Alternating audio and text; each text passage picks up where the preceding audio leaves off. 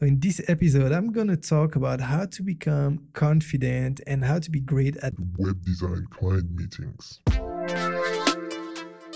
Hello, I'm your host Casino from Casino.com. I'm the digital alchemist, and coming up today, we'll talk about web design client meeting tips. Why? Because for some people, it's pretty easy. They're really confident, they know how to do it naturally. But for most of us, it takes more than that. I remember the first time I had a client meeting, I was so scared. I was frightened, I was stressed out. And I think that many people can relate. So I'm going to share 3 tips. And first of all, you need to treat it like a date. What do I mean by that? Well, it's like on a first date. Now, there are 2 scenarios. If you remember your first date, there are 2 scenarios. And when I say first date, it could be that you're already experienced, but you just met someone and you're going on the first date. Or it could mean that you're a freshman or a freshwoman. It's the very first time you're going to meet someone, and that will be your first date. So we'll talk about those 2 scenarios. So in the first scenario, it's your first time. You never met anyone, and you're going to be so stressed out that more than likely, you're just so happy you met someone that whatever happens, you will try to make this work. And if I translate that to the business world, it means that you're trying to get your first web design client. So even if you notice that they're not a good fit for you, you're going to try to get that business. And that's a mistake that many of us made. So why am I giving the example of a date? It's because to me, it's very similar. Of course, we're not talking about romantic relationship here for the business side of web design meetings, but you kind of get the idea. So as I said, in the first scenario, it's the first time ever you met someone. So you're really trying to get everything working, even though the person in front of you might not be a good match. And that's the issue. You really need to focus on whether or not that person is a good match. Now, if you're more experienced and you just happen to meet someone, you're on the market and you meet someone, and it's the first date of what you hope will be a series of dates, well, when you get more experience, as soon as you're into the date, you're going to notice right away if the person is a good match for you or not. And if I translate that to the business world, if you notice that a potential client is actually not a good date for you and your business, why spend the time and the energy to actually try to build someone that's never going to happen? Now, I'm not saying that you should be rude and just cut off the meeting. I'm not talking about that. On the contrary, you should be nice. If you know that even though it's not going to work out, you know that you need to make the best out of it, because you're not going to tell that person, oh, okay, you're not a good match, just walk away. No, you're going to have to spend some time with that person, maybe an hour, maybe a couple of hours. So you might as well make the best of it. So if you're talking about a date, you might as well have a good dinner, have a good laugh, have a good chat. And if we talk about the business world, you never know. You might not be a good match today for that client and vice versa.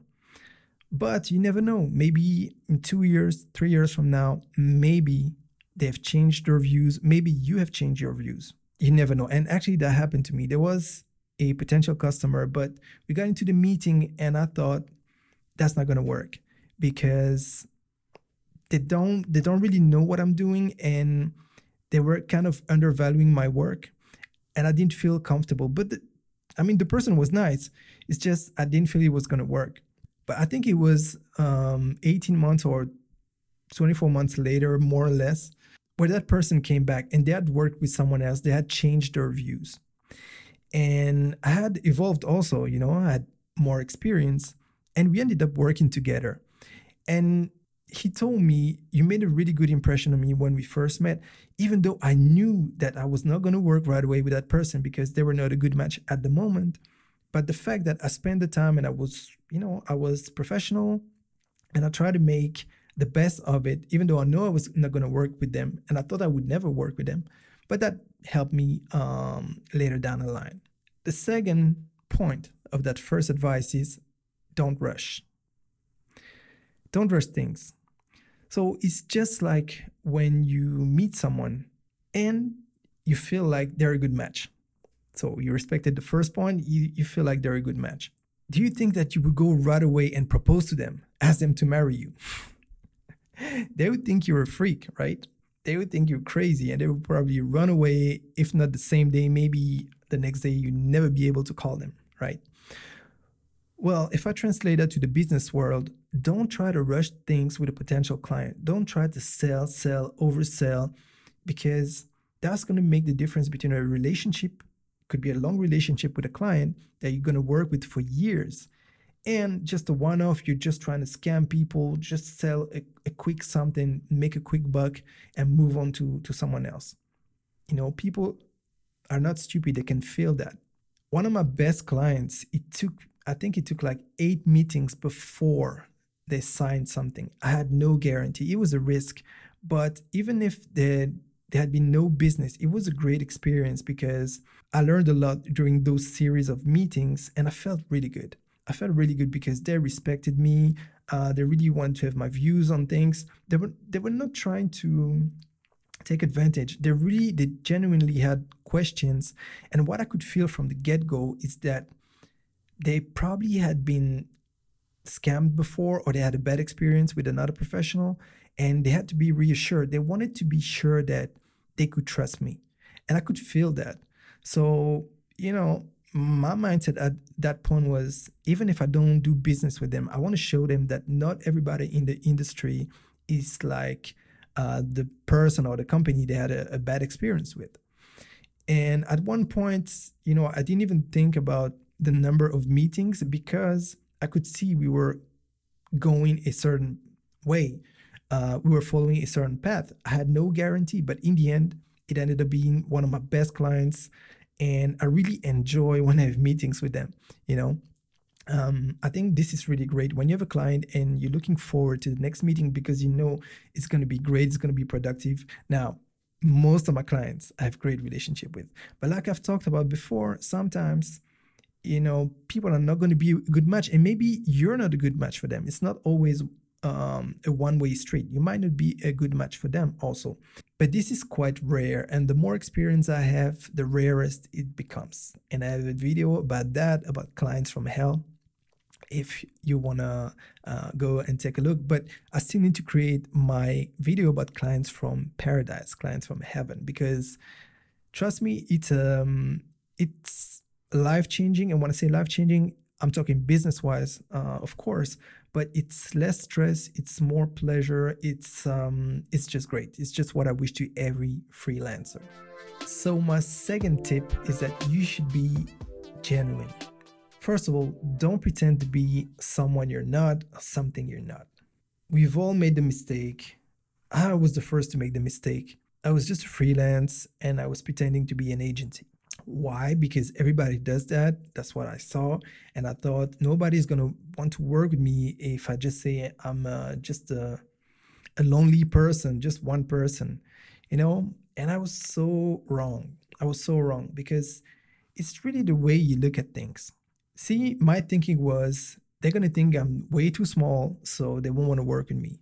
Whereas some of the clients, actually what they think is, an agency is going to be more expensive and there's a chain of command and I won't have access to the person actually creating my website or creating the material.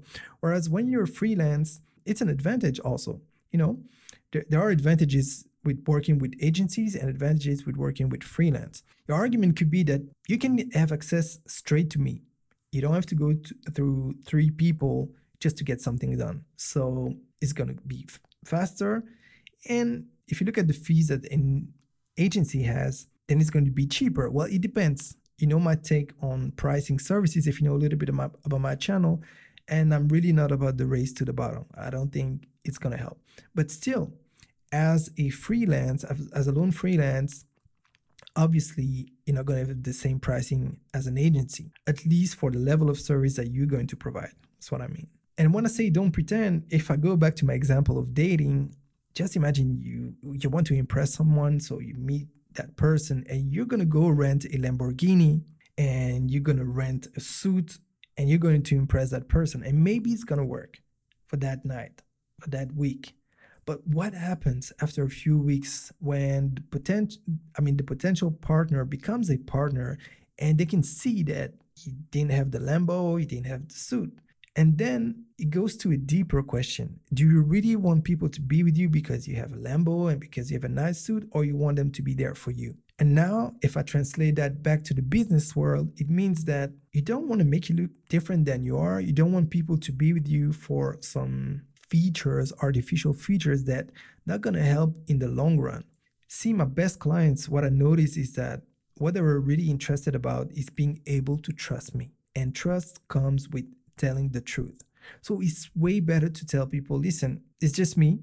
It's just me, one person, and I don't have a lot of experience. But I can tell you that I'm going to work so much on your project. If you give me a chance, I'm going to show you what I can do. But then, of course, it needs to be more than words. You need to be able to join the action to your words. But even if you're just getting started, you're so lucky, just like I'm so lucky. We live in the digital era where you can learn pretty much anything for free here on YouTube.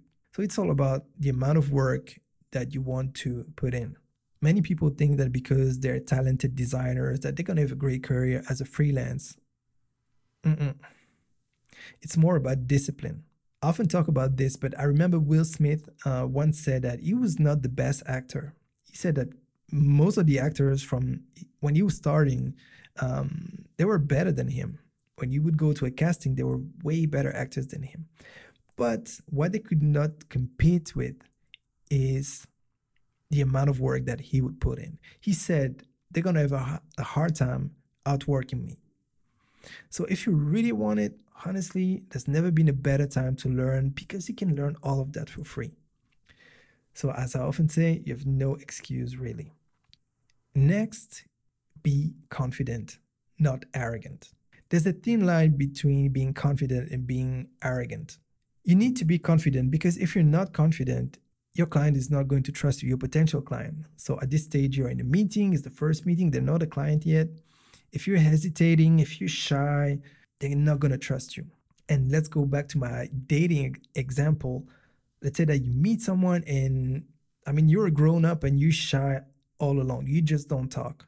So sometimes it works. Some people find that cute, but that really works when you're 15. When you're getting older, at one point, shy can be cute, but at one point, you want people to interact with you. You also want to see that the person in front of you, that they like themselves. You might say, what's the relationship between being confident and liking yourself? Well, it's really important, because if you don't believe in yourself, how do you expect someone to actually believe in you, sign a quotation, actually pay you for some work if you don't believe in yourself?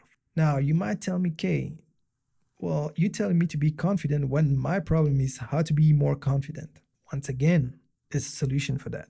What I would do is I would work on any win, as little as it may look, any win that I got. And if you don't have any win, I would focus on that first before trying to have clients and sell something. Because think about it. Would you like someone to, let's say you want to build a house. Would you like someone to come and try to sell you a house when they never built one? They don't know how to build one. They don't know where to start. They have no idea. Would you like that? You wouldn't like that. So the same way you need to work before you get to that stage. It doesn't have to take years. It will take as much time as you want to put into it. So let's be really practical here. How do you get your first win when you're getting started? You have no experience, you have no client. Well, I've talked about it in some other videos about how to create a portfolio, but let me say this again. I will start looking at local businesses that need my help. Maybe businesses that are locally known, more or less. Maybe they don't have a website, and actually that would be the perfect candidate. Try to find a local business that doesn't have a website and that people at least already heard of locally. And you will offer them your services for free, but with the following conditions. You would tell them the price it would have cost if they had to pay, but that you're going to offer it for free as long as they respect the following two conditions. First of all, they can never say it was free. So you sign a type of NDA, non-disclosure agreement. And second, you have the final word on the design of the website. But of course, it means that you need to work on your design skills. But once again, you're lucky here on YouTube and on my channel, but not just my channel. We share a lot. And when I say we, I say me and the rest of the creators here on YouTube. There are a lot of free videos where you can learn how to get better at web design. So once again, it's just the time you're going to put into it. But once you got that, try to help 1 to 3 businesses and follow up. And as soon as you have one that will tell you, because they will tell you when they're happy, they will tell you, I'm happy because I can see I have 5 more clients per month, or I have 10%. They will come with figures, and you need to do the follow up to find out what works and what doesn't work. And if it doesn't work, try to get better, try to help. And you're going to learn so much. You're going to learn about SEO, you're going to learn about branding just because you have a target. Your target is to get your first win. And you're going to learn so much. It's so much better than trying to learn something theoretical. This is the real world. And once you get to help, then that's going to be your first win.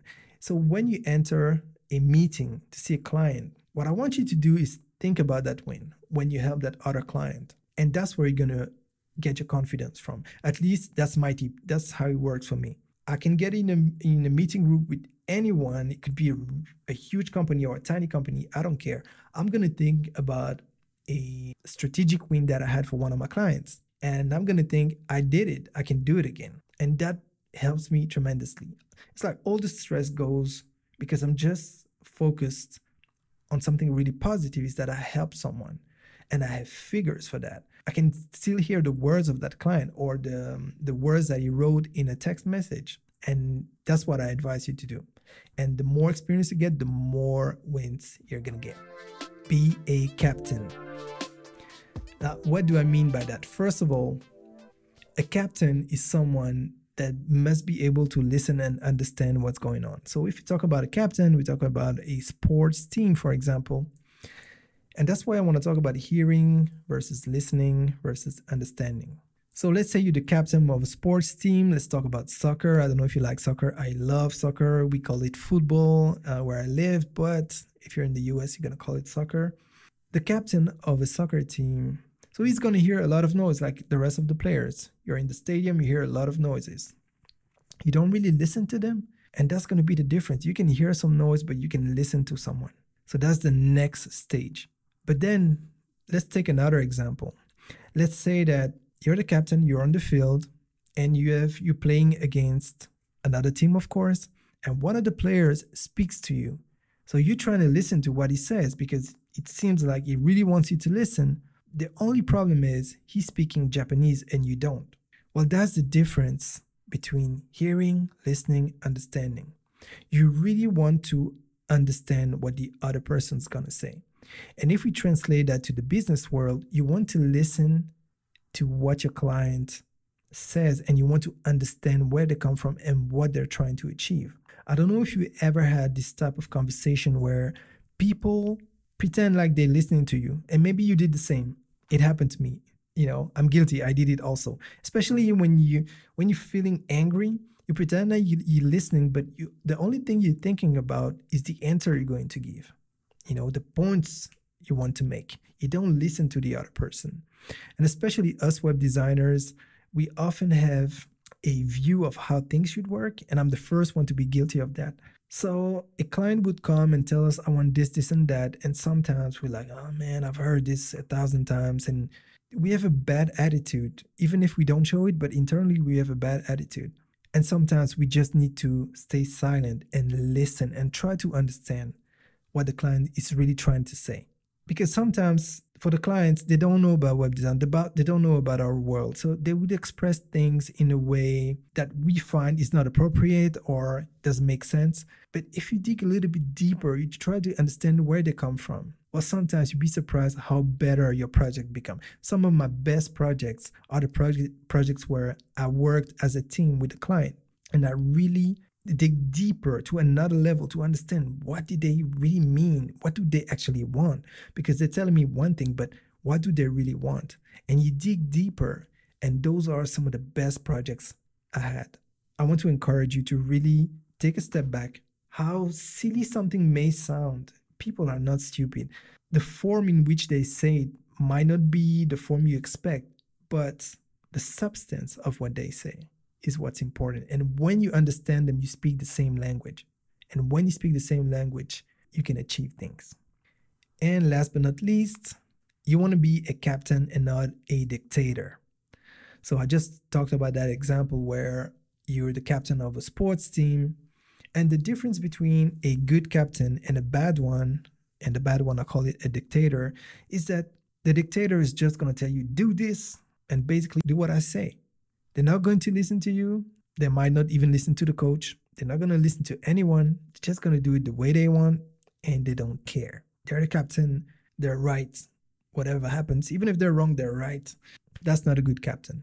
A good captain is someone that is assertive enough that people respect him. The players are going to respect him, but he's going to listen to them and they're going to listen to him or her.